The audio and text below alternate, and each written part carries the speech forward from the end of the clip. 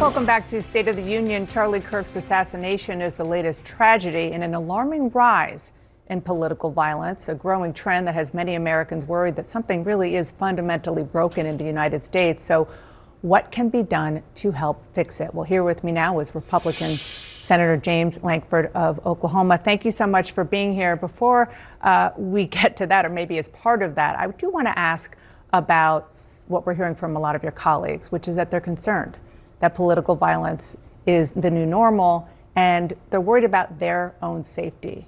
Are you? Yeah, I have to pay attention to it. We've had 14,000 threats against members of Congress just this calendar year. So the numbers are rising dramatically. Obviously, we've had a home invasion of legislators in Minnesota where they were murdered in their own home in the middle of the night. We've had a Democratic governor in Pennsylvania. His home was set on fire. There are things that are occurring now that are different than what we have seen just 2 or 3 years ago. So, yeah, we have to pay attention to this. But we also understand that it's important for all of us to be able to make sure that we're modeling rhetoric to be able to bring volume down. But each person, if they're carrying out acts of violence, they are personally responsible for that act of violence. It's not just a cultural thing that's given them permission, that might have given them ideas, but that person is always culpable for their own decisions. Yeah, this is a very scary moment for our country. And on the question of where we go from here, a top White House aide, Stephen Miller, is vowing to go after, quote, radical left organizations he says are fomenting violence. Listen to more of what he said. My message is to all of the domestic terrorists in this country spreading this evil hate. You want us to live in fear? We will not live in fear, but you will live in exile. Because the power of law enforcement under President Trump's leadership will be used to find you, we use it to take away your money, take away your power, and if you've broken the law, to take away your freedom. Is that what you want to happen, Senator? Well, I would say if there's someone preparing to be able to take out an aggressive act against someone or to be able to violate the law, that is the role of law enforcement to be able to protect Americans.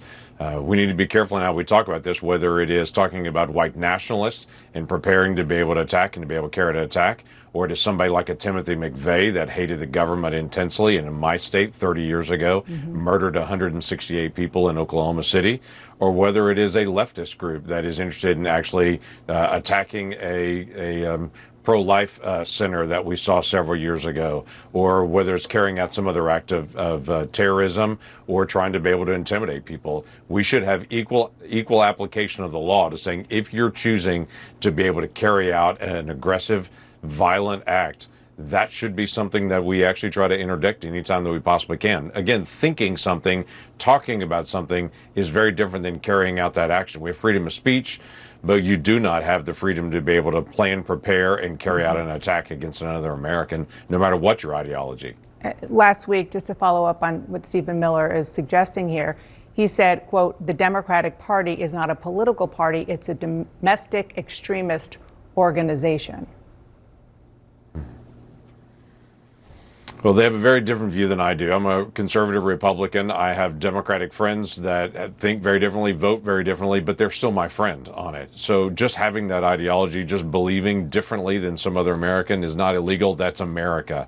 We don't all agree as next door neighbors on different things, but it is very different to try to plan, strategize to be able to carry out an act of violence on it. That is different. So we do have a celebration of differences in America. Quite frankly, Charlie Kirk literally has on his banners when he speaks on college campuses, prove me wrong, and would say, if you disagree with me, I'm going to seat you closer to the front so we can actually have dialogue.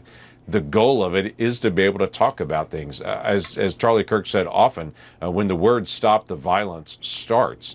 That's when people say, no more words, I'm going to now attack you. Let's keep talking about things and keep working through this. The suspect's father recognized him in photos and confronted him, but ultimately persuaded him to confide in a youth pastor. Then the pastor, according to officials, contacted U.S. Marshals. You are a pastor. Can you imagine a conversation like that? Yeah, incredibly painful. I've thought about that when that story came out. I've been in a lot of difficult conversations with families and with kids where they were thinking about suicide. They were thinking about carrying out acts of violence, but nothing quite like that.